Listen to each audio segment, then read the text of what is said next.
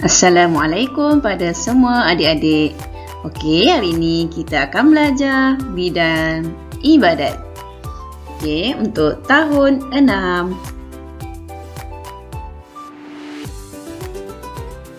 Okey, tajuk kita adalah puasa pada bulan Ramadan. Okey, puasa dah dekat kan? Okey, jom kita belajar tentang puasa pada bulan Ramadan. Okey, apa pengertian puasa? Okey, puasa ialah menahan diri daripada perkara yang membatalkan puasa bermula daripada terbit fajar hingga terbenam matahari. Okey, bermula daripada terbitnya fajar atau terbitnya matahari sehingga terbenam matahari. Okey, maksudnya daripada waktu subuh sehingga waktu maghrib. Jadi kena menahan diri dari perkara yang boleh membatalkan puasa. Okey, bilakah puasa mula disyariatkan? Bila puasa mula-mula disyariatkan? Tarikhnya pada tahun kedua Hijrah, iaitu pada tahun kedua Hijrah. Okey, apa dari nakli kewajipan berpuasa? Okey, dalil naklinya adalah A'udzubillahi minasyaitonirrajim. Bismillahirrahmanirrahim. Ya ayyuhallazina amanu kutiba alaikumus siyamu kama kutiba alal ladzina min qablikum la'allakum tattaqun. Apa maksudnya ayat ini? Okey, maksudnya wahai orang yang beriman, ya ayyuhallazina amanu, kamu diwajibkan berpuasa. Kutiba alaikumus siyam. Okey, sebagaimana yang diwajibkan ke atas orang yang dahulu daripada kamu, supaya kamu bertakwa. Ya ayyuhallazina amanu, wahai orang-orang yang beriman. Kutiba alaikumus siyam, diwajibkan ke atas kamu untuk berpuasa. Kama kutiba alal lazi, seperti mana diwajibkan ke atas orang-orang yang min qablikum, sebelum kamu, la'allakum tattaqun, supaya kamu bertakwa. Okey, ini dalam surah Al-Baqarah ayat 184. Okey, kita tengok apa syarat-syarat wajib berpuasa. Siapa yang diwajibkan berpuasa? Yang pertama, orang Islam. Orang Islam yang diwajibkan berpuasa. Yang kedua, baligh. Maksudnya orang yang telah baligh, yang sampai umur. Kanak-kanak tidak wajib. Okey, yang ketiga, berakal. Maka orang yang gila tidak wajib ke atasnya untuk berpuasa. Yang keempat, mampu berpuasa. Jika seseorang sakit dan tidak mampu berpuasa, maka tidak wajib baginya untuk berpuasa, tetapi ada syaratnya juga, ya. Okey, 4 syarat ni adalah diwajibkan berpuasa. Kalau orang bukan Islam, tidak wajib. Orang yang belum baligh tidak diwajibkan. Orang gila tidak diwajibkan berpuasa, serta orang yang tidak mampu tidak diwajibkan berpuasa. Jadi ingat, ada 4 syarat-syarat wajib puasa. Okey, kita tengok syarat sah puasa. Tadi syarat wajib, sekarang tengok syarat sah. Okey, syarat sahnya adalah mestilah Islam. Okey, hanya orang Islam yang sah puasanya. Mumayyiz maksudnya dah boleh membezakan di antara buruk dan baik. Okey, dan berakal. Okey, orang gila tidak sahlah dia punya puasa. Yang keempat, suci daripada haid, nifas dan wiladah. Okey, ada 4 juga.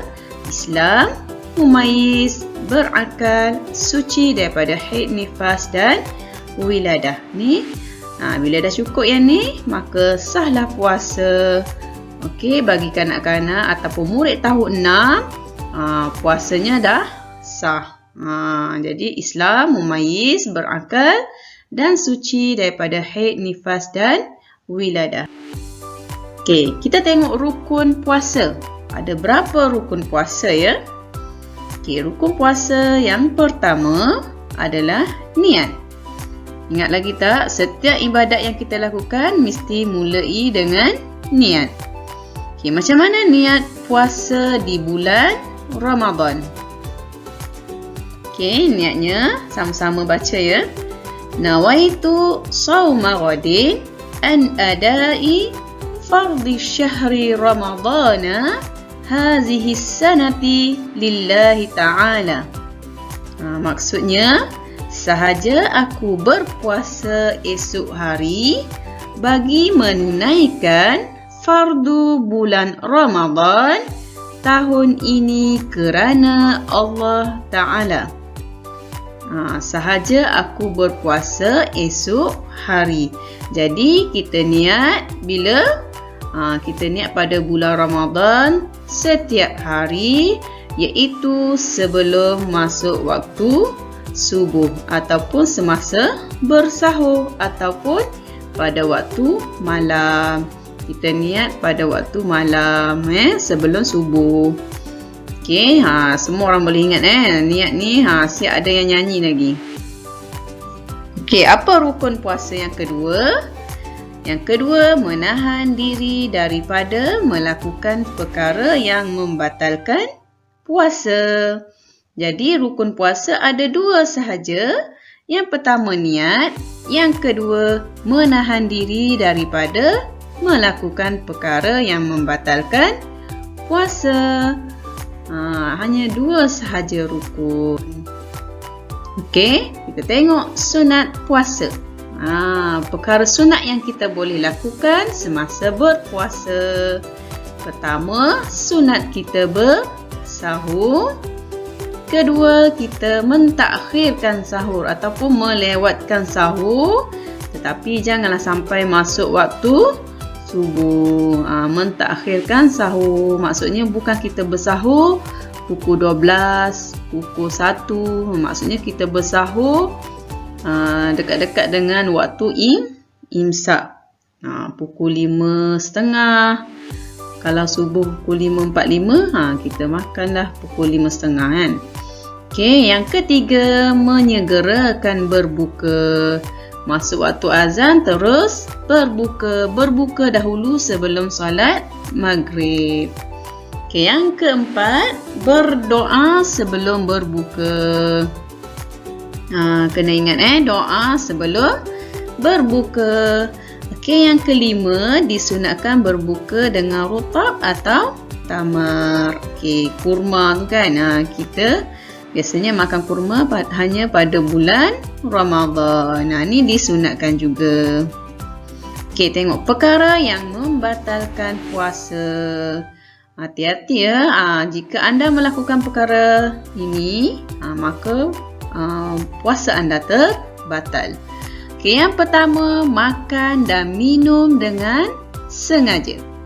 Kalau lupa, lupa tak apa, cuma dia tak boleh sengaja. Makan dan minum dengan sengaja. Yang kedua, muntah dengan sengaja. Yang ketiga, keluar haid, nifas atau wiladah. Okey, yang keempat, gila, mabuk atau pengsan sepanjang hari. Bila dia berpuasa, tiba-tiba dia mabuk ataupun pengsan ataupun gila, maka terbatallah puasa. Okey, seterusnya keluar air mani dengan sengaja, memasukkan sesuatu ke dalam rongga badan, maka terbatallah puasa. Melakukan jima' pada siang hari. Okey, akhir sekali murtad. Terkeluar daripada Islam, maka puasanya automatik terbatal. Ni perkara-perkara yang membatalkan puasa. Okey, apa hikmah puasa dari segi rohani, dari segi dalaman? Apa hikmahnya? Okey, yang pertama, meningkatkan ketakwaan kepada Allah dengan memperbanyakkan amal ibadat. Pada bulan puasa, amal ibadat yang kita lakukan dia punya berganda-ganda pahala. Jadi telah meningkatkan ketakwaan kepada Allah. Okay, yang kedua, memupuk sifat mahmudah, sifat terpuji seperti sabar, jujur, ikhlas dan bertimbang rasa. Menjadikan orang lebih bersabar pada bulan puasa. Okay, yang ketiga, dapat merasai penderitaan orang yang tiada makanan. Orang yang susah, dia sentiasa berlapar. Jadi bila kita berpuasa, kita akan rasa macam mana orang miskin, orang yang tak ada makanan rasa. Okey.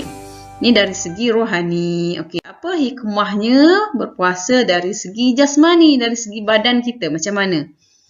Okey, yang pertama, dapat mendisiplinkan diri dengan mematuhi adab ketika berpuasa. Ingat, bulan puasa kalau kita buat jahat pun balasannya berganda. Jadi baik kita buat baik. Jadi bila bulan puasa buat baik, dia akan jadi disiplin. Manusia bila sebulan melakukan kebaikan, insya-Allah selepas berpuasa pun dia akan jadi orang yang baik. Okey, yang kedua, mendidik diri mengawal hawa nafsu seperti menjauhi larangan Allah. Sebenarnya berpuasa ni dia boleh mengawal hawa nafsu kita. Okey, yang ketiga, merehatkan sistem pencernaan badan, menurunkan kadar lemak dan tekanan darah. Jadi berpuasa ni boleh menyihatkan badan. Badan kita sentiasa memproses makanan. Jadi bila berpuasa, kita boleh rehatkan badan kita. Sistem pencernaan badan kita rehat sekejap untuk sebulan tu pada siang hari. Jadi badan kita pun boleh mengurangkan lemak, boleh mengurangkan gula dalam darah. Ini adalah kelebihan berpuasa. Okey, sampai sini saja untuk tajuk berpuasa. Jadi diharapkan semua murid-murid faham dan ambillah ilmu ini serta mengamalkannya, insya-Allah. Assalamualaikum.